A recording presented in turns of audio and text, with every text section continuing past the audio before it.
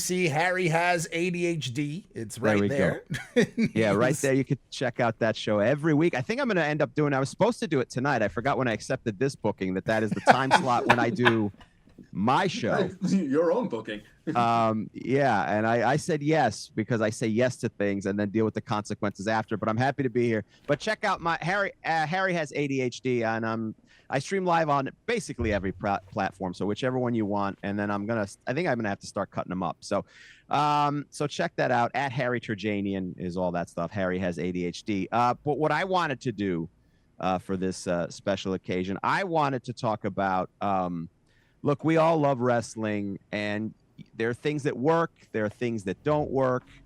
I wanted to talk about the things that either should have worked or they were working and they just never, the companies never ran with it. The gimmicks, the wrestlers, where they should have, for some reason it didn't click, and you look back on it and you don't know why it didn't work. I'm going to go with one that's really kind of wild. It's a comedic gimmick, but looking back on it, it was actually one of the more timely gimmicks, and it completely made sense. I didn't expect these guys to draw big time money, but I don't expect everyone to draw. You need some comedic relief. You need a mid card. You need stuff that's fun, unique, and different.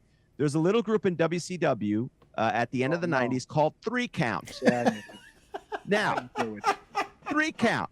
Now, you got to remember, kids, that this was in the peak of the boy band era. They came up with an all-boy group, obviously heels getting yelled at and booed out of buildings in Atlanta. And the name is called 3 Count. 98 Degrees, in sync. 3 Count is a great name for a boy band. They'd come out, they'd have the headsets on, and none of them could sing, which was great. They'd come out. It was reminiscent of the Honky Tonk Man, where he goes, all right, we're going to put on a concert for you. The people boo. Jimmy Hart did a great theme song. They all had the headset mics. They looked great. They looked the part. And all three of those, if I remember, they could actually wrestle pretty well. And for some reason, it just never really worked. Now, in hindsight, as I look upon that, I wonder if part of the reason it didn't work, because they did come in towards the end of WCW where everything was a dumpster fire. But I just think it was perfect timing, perfect inspiration, perfect moment for that.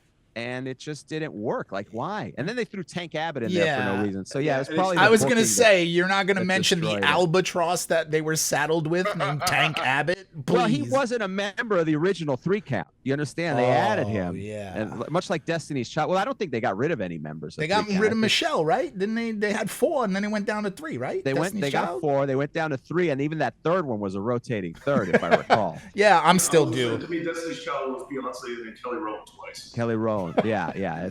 The 3 Count did give us one of the best moments ever, which was Tank Abbott coming down to the ring with a full shirt on, but his nipples cut out. That is which true. Is still one of the greatest fashion things that I've ever seen in the history of my life. So kudos to them for that. But Harry, I'm gonna echo what you're saying. Sure. I hated boy bands.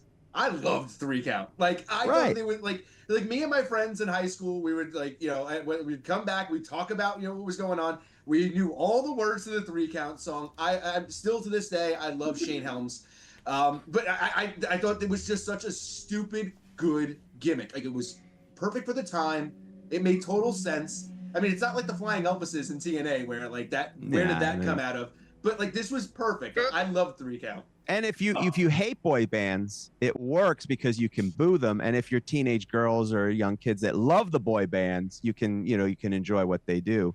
Or if you like to eat paste, I was going to say, like, for me back then, too, 3 Count, Evan Courageous, and everybody, and Shannon Moore was like, them with the Young Dragons, they were the best part of WCW in that period of time, or at least one of the best parts. Like, the ladder matches and everything, it made that worth watching. They were like, the Cruiserweight Tag Division was pretty much like one of the only reasons I was watching WCW still. The in-ring stuff was very good.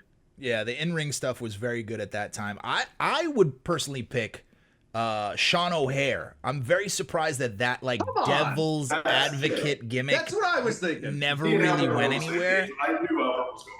Well, because he had the look, he was able to talk, he was able to work well enough in the ring. It just didn't connect to the audience for some reason, and they paired him with Piper too. Like, I mean, they tried. It really seemed like they were, he was really going to get there. I don't know why it didn't resonate with people. Maybe it was because he had a face that looked like he should have been singing in a fucking like new metal band.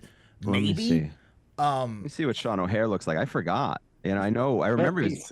But yes, the promos were really good. They kind of set him up for success. It just kind of never went anywhere. I don't know. I'm wondering from your guys' perspective, do you think that because there was so much going on and so much talent at the top at that point, it was just so hard for something to break out during that period?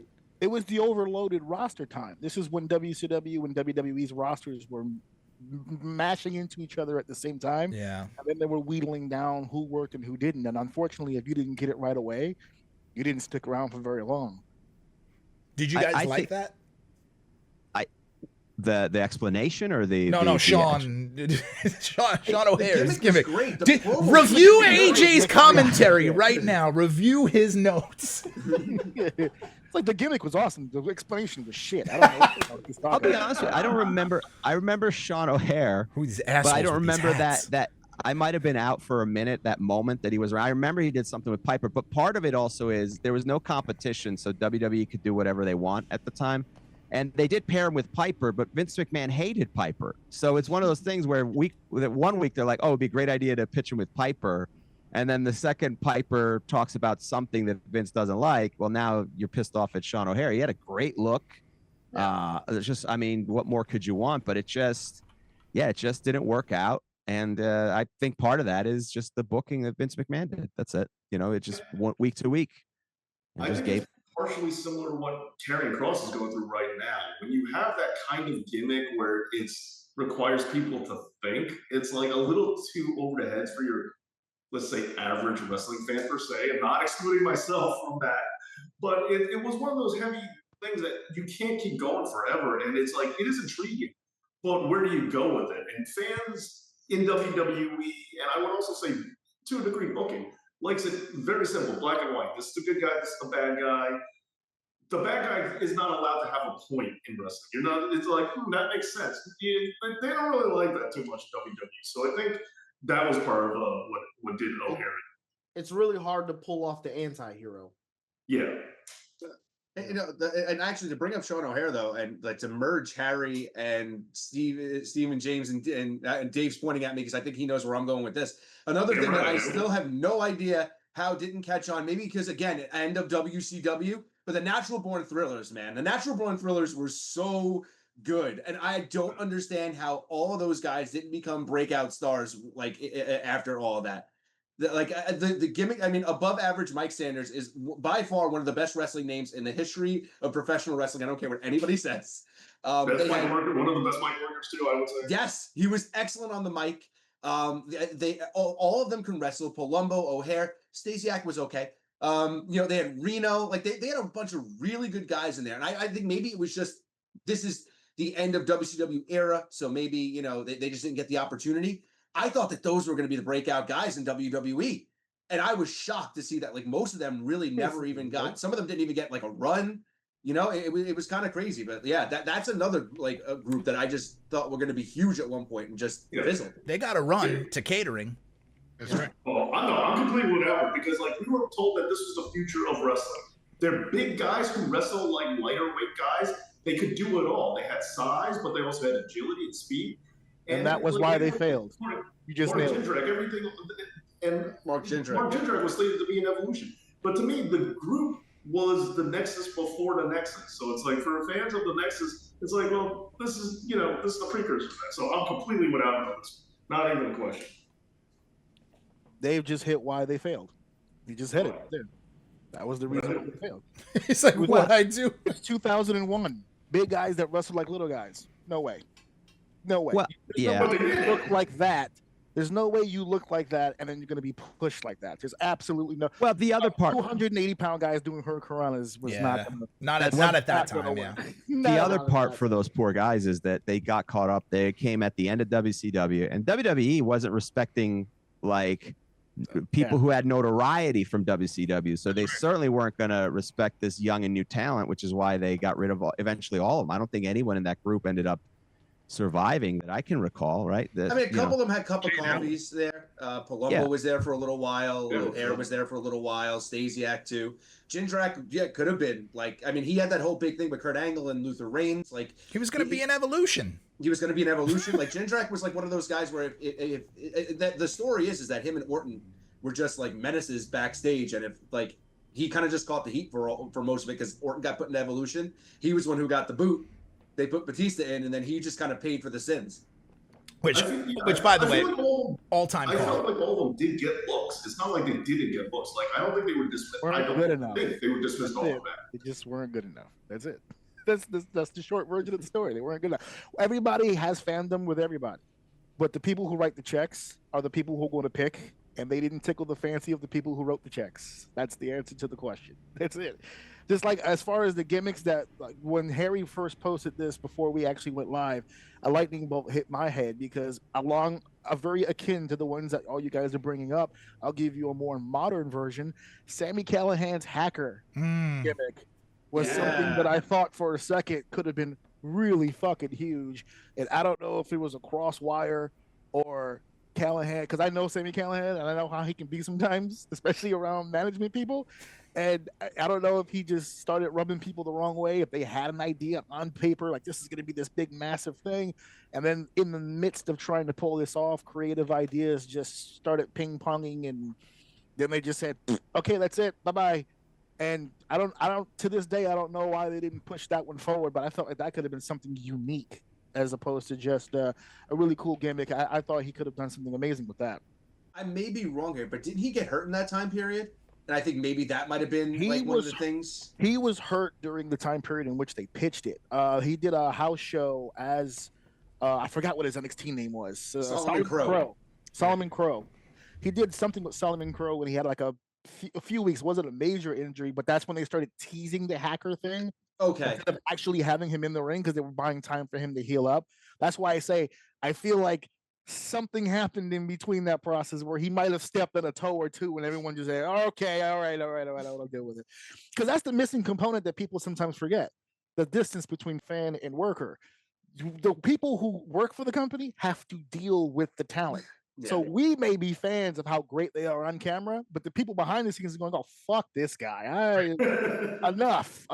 Okay, we get it." That i.e., see the Karrion Kross situation today. So that's it's just what it is. You think behind the scenes Karrion Kross is a problem? I've not heard this. I don't think Karrion Kross is a problem. I think Karrion Kross is high on Karrion Kross, and that can be conceived as a problem. Yeah. I will say this one as somebody who has had Karrion Kross interact with me on my own YouTube channel. He has come into my live stream.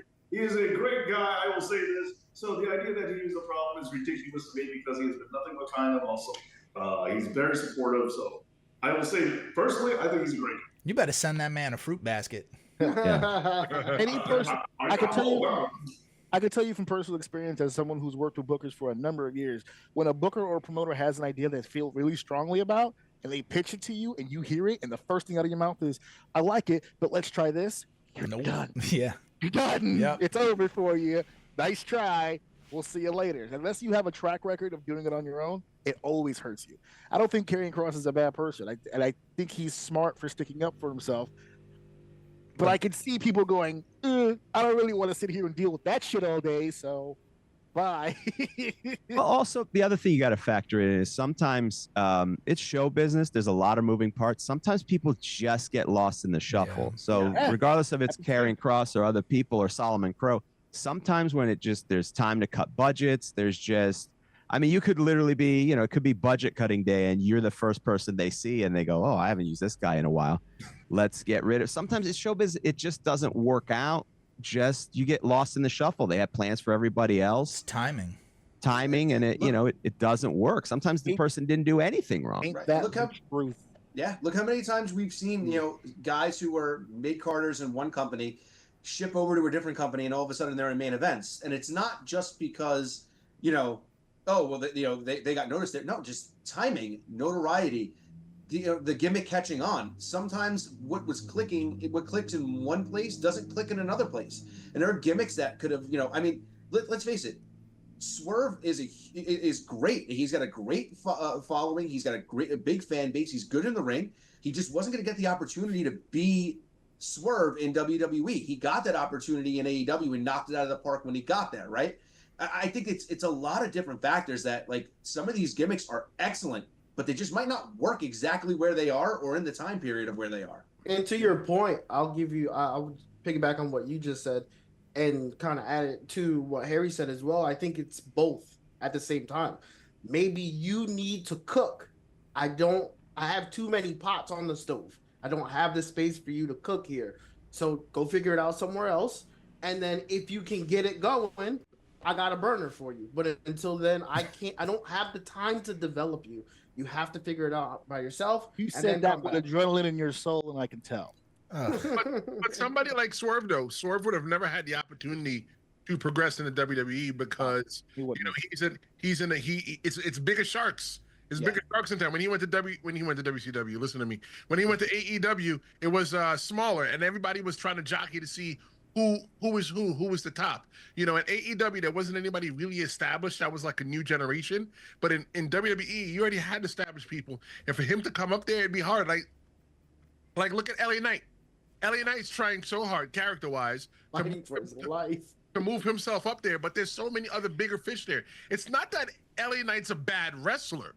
He just has to wait until one of the bigger sharks say, you know what, I'm gonna go see what's in another tank just for him to get that opportunity. Yeah, LA Knight is a perfect example of a guy like, okay, he's very popular. He's great. He's great on the mic. Really, really great in the ring. I think really good, solid guy in the ring.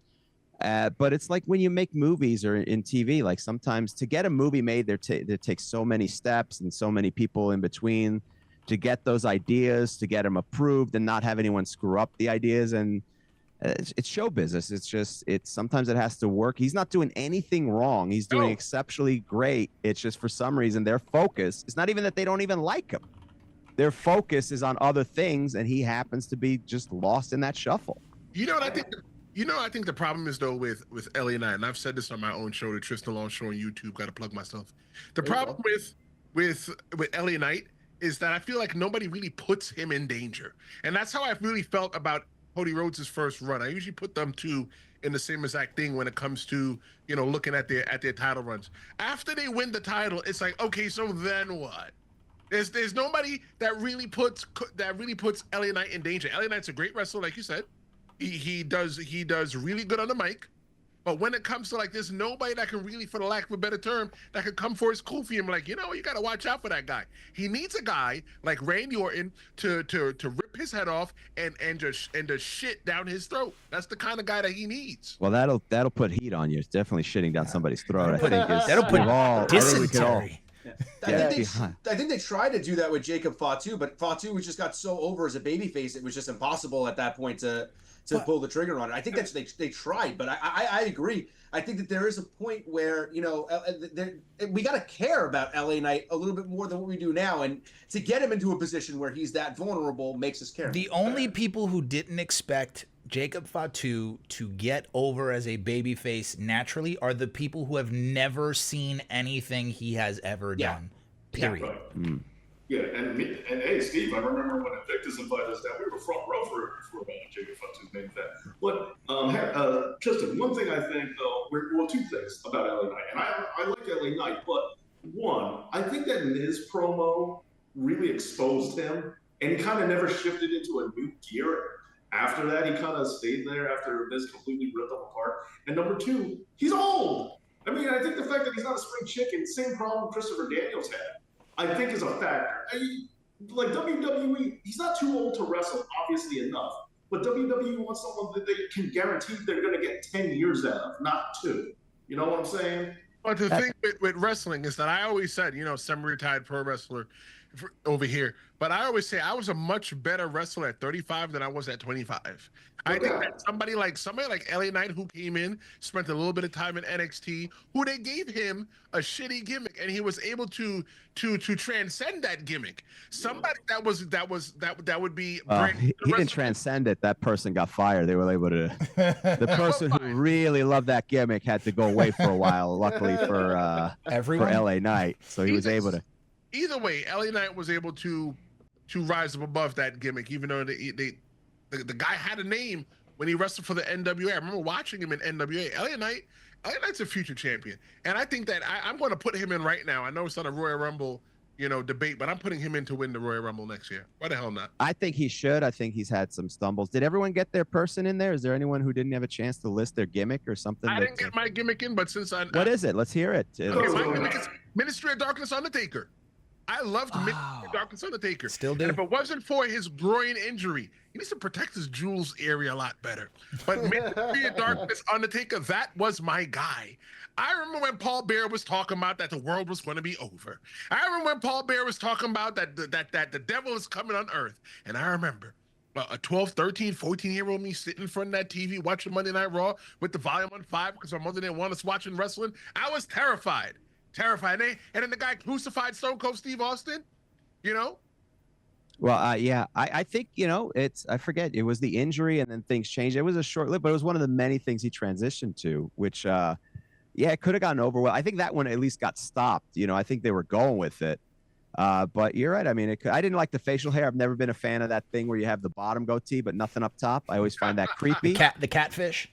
Is that what it's called? The catfish? I always called it the catfish. I don't know why it's called. It's got a flavor saver and the bottom, but no mustache. And that's always the go-to for polygamous cults. I just want to make sure everyone got there. Darkness was a cult. No, it works. It works. It absolutely works. I'm just saying. I will say this: Corporate Ministry, one of the coolest theme songs ever.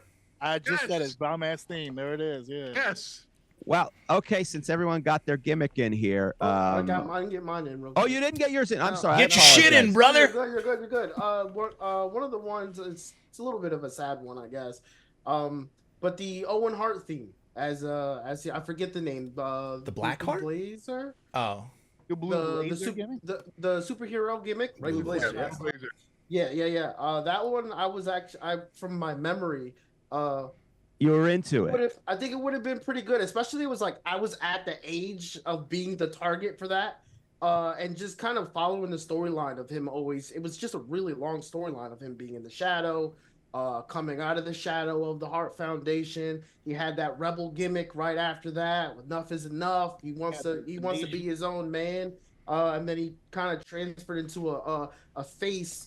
Being a superhero and stuff like that, and I thought it was pretty cool with the drink your milk and all that stuff. Like as a kid, I remember that being awesome, and I got a glimpse of it. At least for me, it was a bit of a memory to see Nikki Cross kind of do what she was doing with the action. Oh yeah, almost superhero. Yeah. Almost a super was kind of like I felt like that was a piece of that. But it would have been really cool to see him really live out that whole.